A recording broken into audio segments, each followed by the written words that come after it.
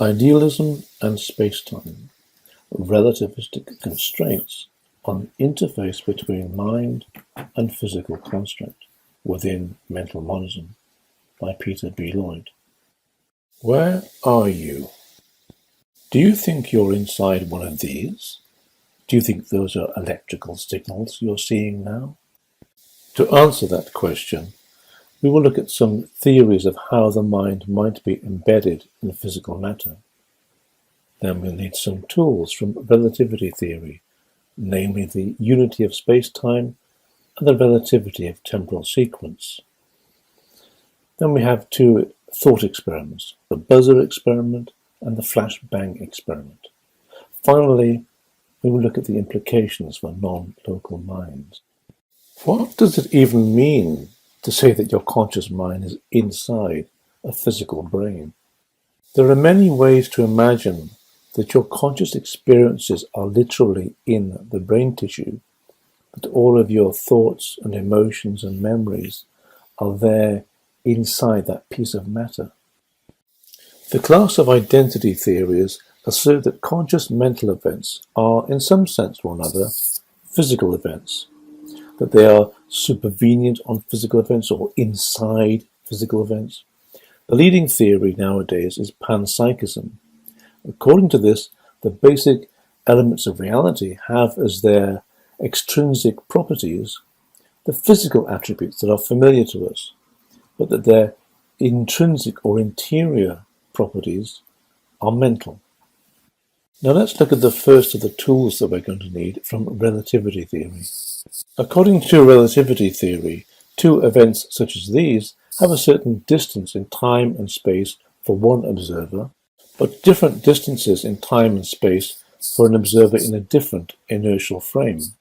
Only the space-time interval, as shown by the yellow arrow, is constant for all observers.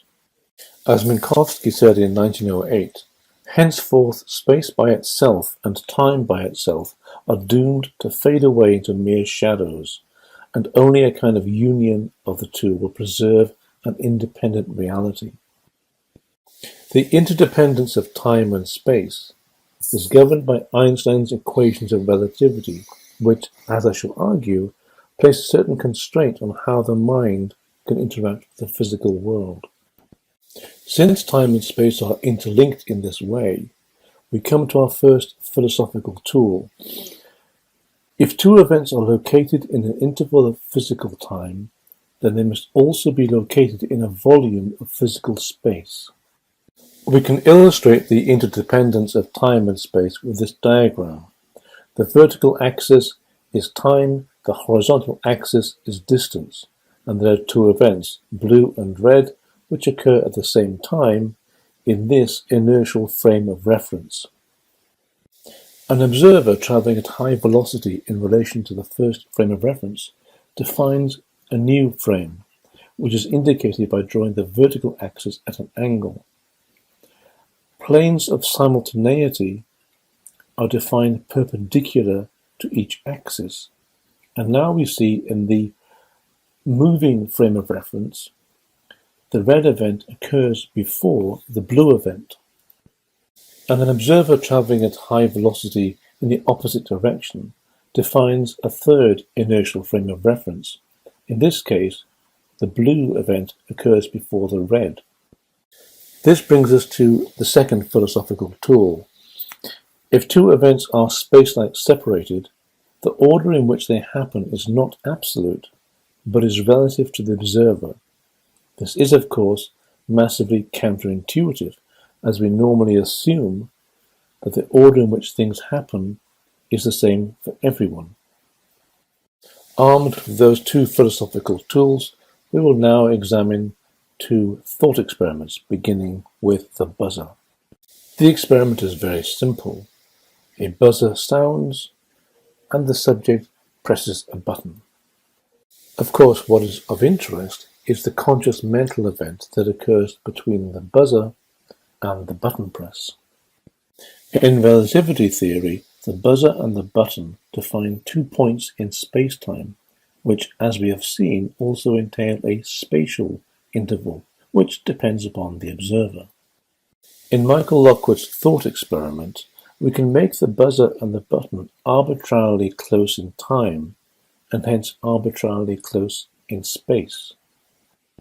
Lockwood's argument is as follows. First, the conscious thought must come after the buzz and before the button press. Therefore, the conscious thought must occur within the interval of physical time between buzz and button press. But according to our first philosophical tool, space and time are inextricable in space-time.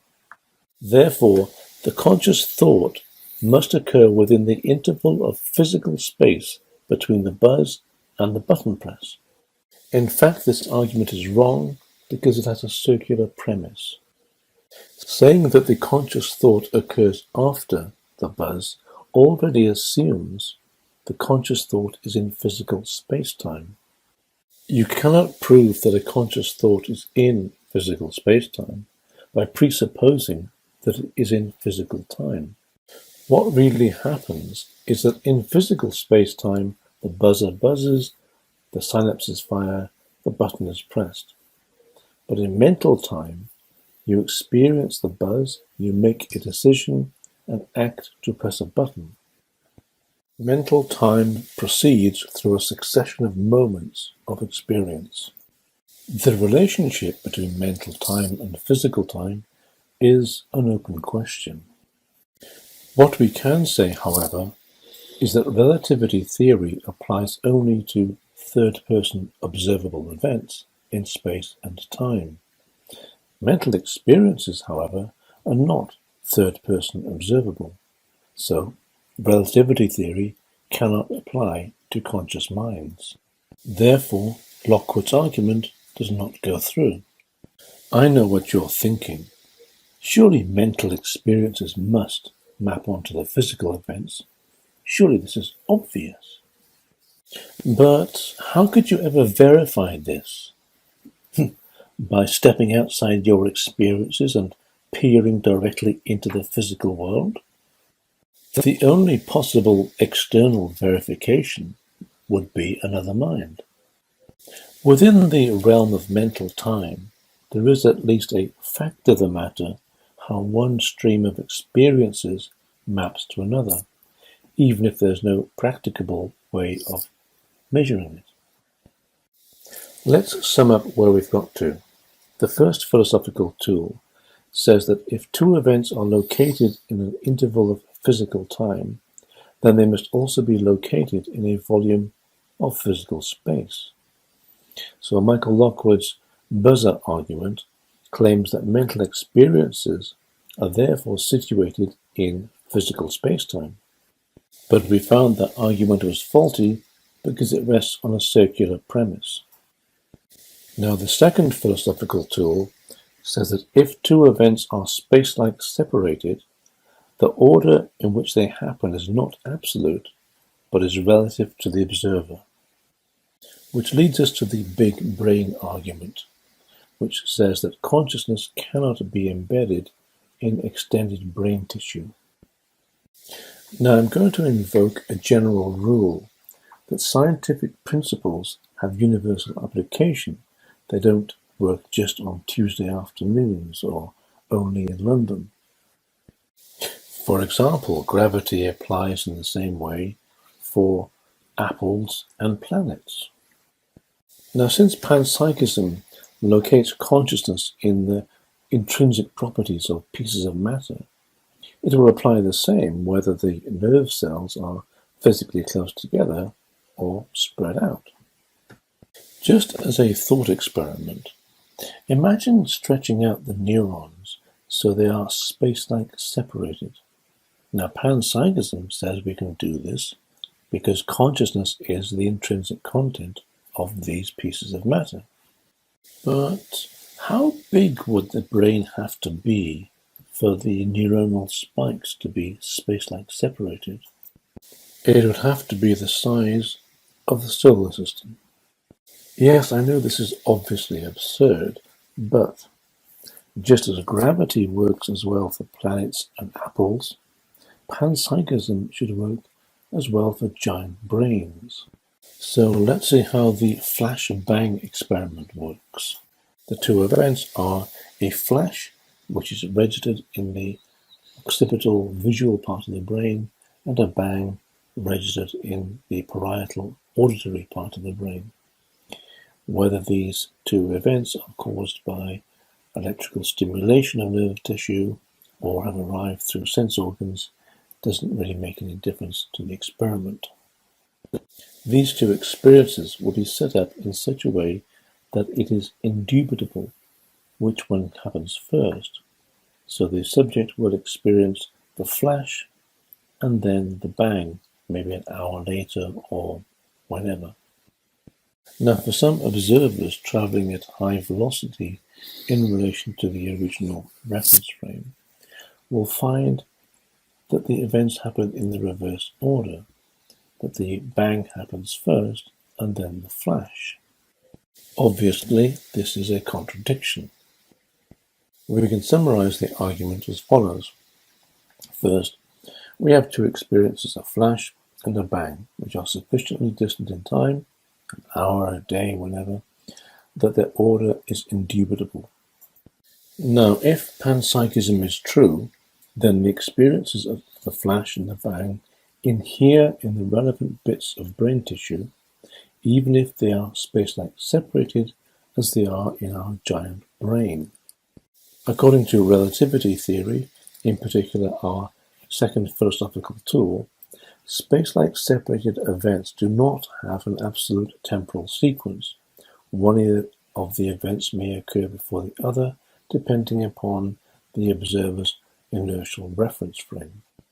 But that is a contradiction of our premise that the sequence in which these two experiences occur is indubitable. Therefore, panpsychism as such must be false. Of course, we could add extra criteria to the theory of panpsychism, such as limiting it to human-sized brains, but then it wouldn't be panpsychism anymore. This is not just about panpsychism. The argument applies to any theory that tries to make conscious experiences inhere locally in the substance of brain tissue, or the causal structure, or the information processing. But the argument does not defeat theories that make the conscious mind a non-local entity with correlations in brain tissue. So we've looked at the theories, the tools, the experiments, and now we're going to look at the ramifications for non-local minds. As we all know, relativity theory forbids faster-than-light communication. But if conscious minds are non-local, then there is a risk that they could communicate superluminally. After all, what is to stop a non-local mind on Earth from communicating with a non-local mind on Mars? You may be thinking that isn't this a bit like non-local quantum entanglement? Well, it's crucially different. Quantum mechanics allows two particles to have a non-local entanglement, but it does not allow superluminal communication. Quantum measurements on the particles are non-locally correlated, but cannot transmit cause and effect non-locally. We need a similar constraint on non-local minds, otherwise we are in big trouble. Let's pause for a moment and see why superluminal communication is so terrible. Now, suppose we had a tachyon phone, a device that allows us to communicate faster than the speed of light. Then two high-velocity spacecraft could communicate superluminally and create a causal loop. Imagine two very fast spacecraft, the Apollo and the Artemis, flying off in different directions. At time t3, Apollo calls Artemis on a tachyon phone. Now, because of time dilation, in other words, time is slowing down in Artemis, as seen from Apollo, this message arrives at time t2, earlier than t3. As soon as Artemis receives this message, she sends a message back to Apollo telling her to stop with the nuisance calls via the tachyon phone. Now, the funny thing about time dilation is that it works both ways. So from Artemis' point of view, time has slowed down in Apollo. And so when Artemis sends a message via the tachyon phone, it arrives at time t1 earlier than t2. So Apollo gets the message at t1 saying, don't send any messages, hence the original message at t3 doesn't get sent, and we have a causal loop, a paradox. Let's suppose, for the sake of argument, that non-local minds can communicate directly. The thoughts between these non-local minds don't traverse any intervening space, so it would be a kind of instantaneous thought transference. But that yields a causal loop, just like the tachyon phone did. To illustrate this, we can imagine Apollo sending a telepathic signal at T3, which arrives at T2 Artemis, and she then sends a signal to Apollo, arriving at T1, and bingo, we have a causal loop again. We have to drill down into the concepts. What does instantaneous actually mean? Well, physically, a message sent at time t3 arrives at the Lorentz-dilated time t2. Mentally, time would be measured in, I suppose, discrete conscious moments. So a message sent at time t3 arrives at the so-called proper time t3. In other words, each conscious observer has a mental time chugging along at the same rate of moments of experience. Let's try to get clearer about this by looking at a detailed example. At time t3 equals 10 hours into the flight, Apollo calculates that because of time dilation, Artemis is only 5 hours, t3 over 2, into her flight. The telepathic message arrives at t3 in Artemis, which is physically in Apollo's future. At time t3, Artemis calculates, because of time dilation, that Apollo is at 5 hours, t3 over 2, into his flight. So the message must have originated in Artemis's physical future. Artemis takes delta minutes to think and sends her telepathic message back at t3 plus delta, which arrives instantly at time t3 plus delta at Apollo. Both Apollo and Artemis believe they are communicating with their counterpart in the physical future, which is the mental present. This is possible because mental time and physical time are decoupled, and there is a universal mental time. Conclusions. First, Lockwood's argument that conscious minds must be in physical space because time and space are interlinked in space-time does not hold. On the contrary, for any theory that embeds the mind locally in the brain, the relativity of temporal sequence for space-like separated events contradicts the indubitable ordering of mental events, so the mind cannot be in the brain. Finally, instantaneous communication between non-local minds would not violate the relativistic ban on superluminal communication, as it would be instantaneous in mental time, not physical time. The foregoing arguments indicate that the conscious mind must be non-local. The motivation for this whole line of inquiry is that there are strong philosophical grounds to support mental monism, otherwise known as idealism. This is the theory that reality comprises only conscious minds. Of course, in mental monism, the mind is a fortiori non-local. The foregoing arguments thus provide an account of how the mind interfaces with a relativistic